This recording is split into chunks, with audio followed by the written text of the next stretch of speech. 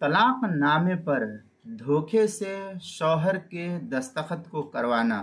اس کا کیا حکم ہے؟ چنانچہ اگر کسی دوسرے شخص نے طلاق نامہ لکھ کر کے شوہر سے دھوکے سے دستخط کرا لیا،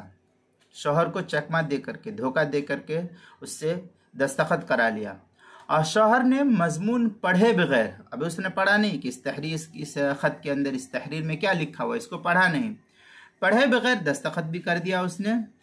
بعد میں اس کو معلوم ہوا کہ اس کی بیوی کے نام وہ طلاق نامہ تھا، تو اس سے کوئی طلاق واقع نہیں ہوگی۔ اس سلسلے میں فتاوی ہند کے اندر ہے وَقَضَى كُلُّ كِتَابٍ لَمْ يَكْتُبْ بِخَطِّهِ وَلَمْ يَمَلْ لَهُ بِنَفْسِهِ لَا يَقَعُ بِهِ الطَّلَاقُ إِذَا لَمْ يَقْرَأْ أَنَّهُ كِتَابٌ۔ اس طریقے کی عبارت جو ہے فتاوی ہندیہ، اس کی کتاب الطلاق الفصل السادس فی الطلاق بالکتاب، جلد نمبر 1 صفحہ نمبر 379،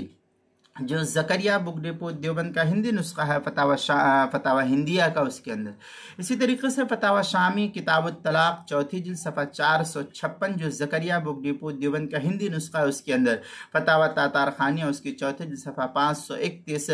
اور 532، مسئلہ نمبر 6843، اور اسی طریقے سے جو فتاوی کراچی کا چھپا ہوا نسخہ ہے، فتاوی